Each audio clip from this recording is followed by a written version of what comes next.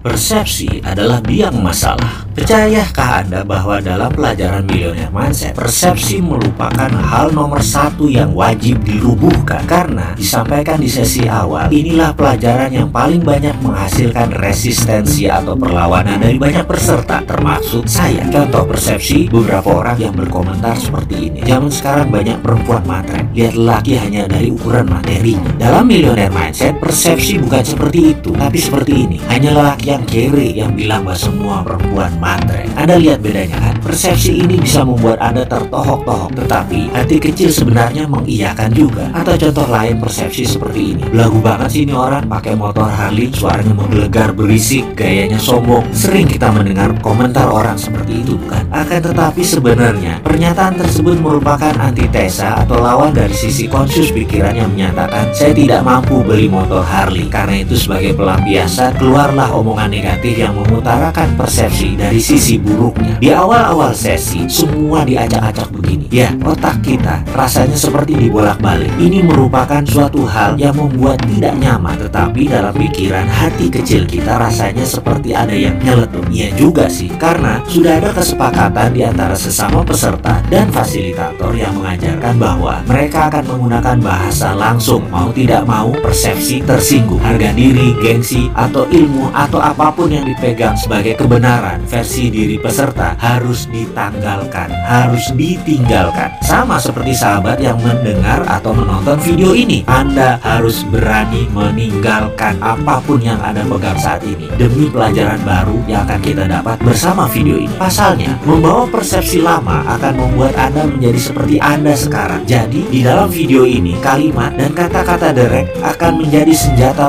percepatan pembelajaran. Contohnya ketika saya dijadikan subjek tanya jawab, Mr. Mardigu, what do you think about Bentley or Rolls Royce? Quick answer, no thinking please. Saya jawab, mobil mewah, mobil mahal, mobil orang kaya, mobil buat pamer. Good, that's a snap answer, very straightforward, and it shows that you are having a poverty conscious, katanya. Dia mengatakan bahwa saya memiliki kesadaran miskin, poverty conscious. Iya, dia bilang itu membuktikan bahwa saya memiliki kesadaran miskin. Sekali lagi, kemudian dia melanjutkan, kamu berjarak dengan kekayaan, karena itu kamu kerja sekuat tenaga, tapi pola pikir kamu miskin akan membawa kembali kamu ke dunia miskin. Saya terkejut dengan penjabarannya, tapi karena sejak awal sudah disepakati untuk tidak boleh tersinggung dan harus siap jika persepsi kita dirubuhkan, kata-kata tersebut pun rasanya nancep langsung ke akar pikiran bawah sadar saya. Bruce, how about you? Si fasilitator Geoff bertanya kepada peserta dari Filipina yang botak, skinhead. Dijawab cepat oleh Bruce, that's my car. Kontan sesi kelas tergelap. That's what you call prosperity conscious, tukas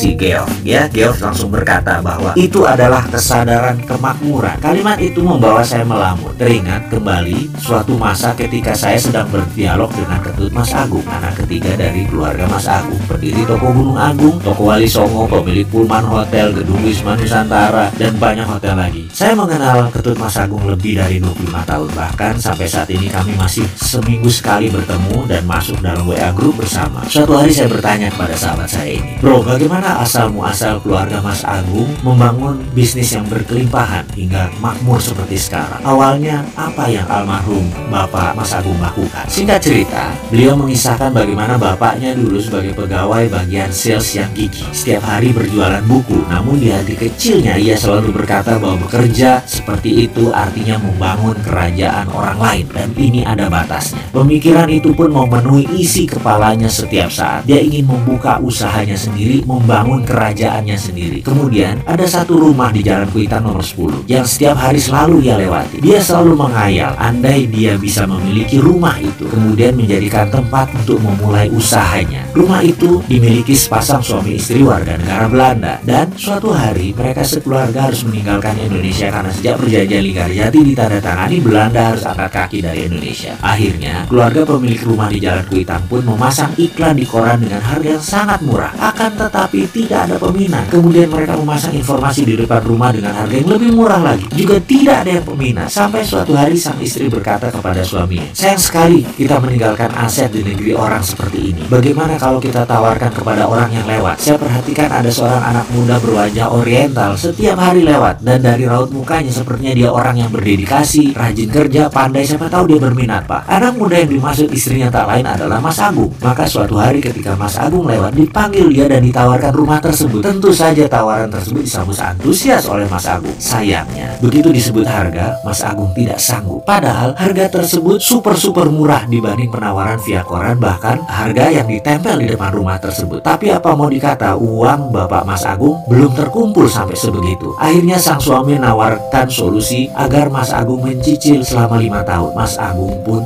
menyetujui. Dia berusaha keras bekerja, menyicil kewajibannya yang dikirim langsung ke Belanda. Dan benar, 5 tahun kemudian dia lunasi rumah tersebut. Sahabat saya, Ketut Mas Agung menyimpulkan, begini Mardigu, misalnya dulu bapak saya tidak pernah menyatakan berkali-kali bahwa dia akan punya bisnis sendiri. Misalnya dulu bapak tidak pernah membatin setiap lewat rumah tersebut bahwa dia ingin memulai bisnis dari sana. Ini rumah saya. Misalnya dulu dia tidak mengulang-ulang mantra dalam dirinya, ini rumah saya, ini kantor saya, ini kerajaan bisnis saya mulai dari sini. Pasti rumah itu dibeli orang lain, bukan ditawarkan kepada dia. Ketika dia berkata tidak mampu, pasti sepemilik rumah akan mencari pembeli yang mampu, bukan menawarkan solusi menyicil kepada dia. Ya, intinya adalah percaya sebelum terjadi, pasti akan terjadi. Dan hal ini rupanya diwariskan kepada ketiga anak-anaknya. Pada saat sesi tanya jawab dengan Geoff tentang persepsi prosperity conscious versus poverty conscious atau kesadaran kemakmuran melawan kesadaran miskin, saya pun nyambung dan saya memperoleh aha experience atau pengalaman yang membuat dalam hati saya berkomentar, aha, saya ngerti sekarang bahwa prosperity conscious itu harus ditanamkan jauh-jauh hari dan semuanya pasti terjadi.